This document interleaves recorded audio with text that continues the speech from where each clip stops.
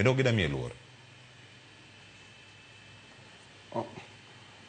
Ayie kodi Cleophas e wach mar sama nachako awachoni kata mana ogai be winjo kowacho kanyo ni katiba ni in as much as ni en e lwet japiny to jotelo moyier must walk the talk.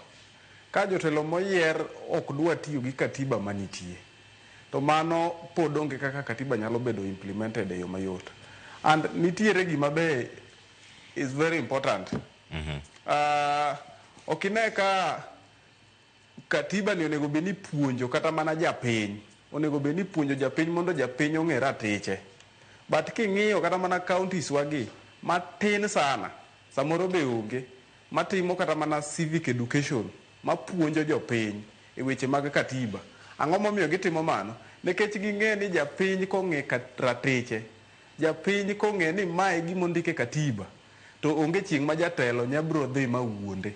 So jotelo poko timo gik moko kako onego beni time ka ber ahinya. Nonego beni every year, financial year kaka giloso ga weche gi ka. To onego beni keto allocation moro ma bende madhiye civic education ma mane mana mipuonjo go jowa in each and every ward kata mana constituency. Weche mag katiba mondo nyisgi ni mae ratichu, mae kako onego beni udak, mae katiba, mae kaka articles giwacho. But jotelo ok dwa nokal gik moko ainago. Kibiro ng'iyo kata mana budgets magiloso, tibiro no ka en mana budget oket ndara, oket ang'o gik machalo kamago. But mar katiba madhi golo doke it japiny, madhi yawo wang' japiny, ok gitim. Mar ariyo,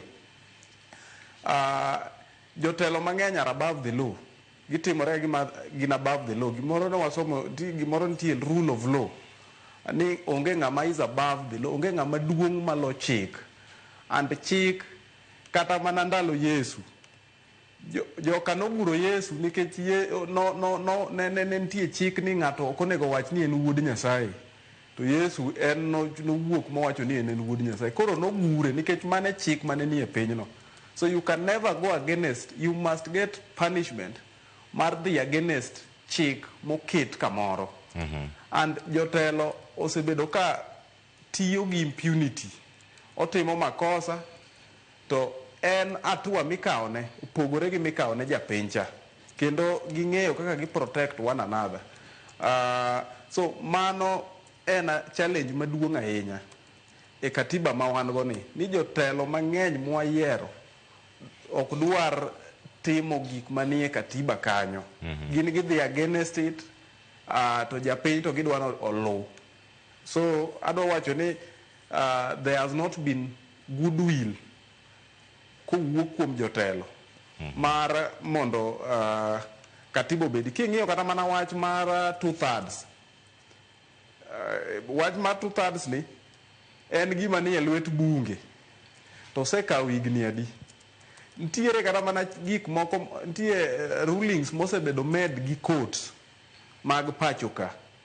Kidhi e bunge kacha, ineno ka court owacho kama, to bunge chak wacho gimopogore.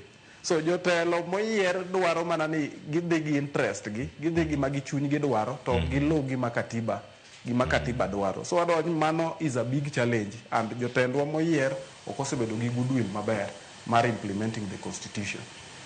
Erokamano ahinya. Nyakoro mojona koni kanyo nitie matimore Senate.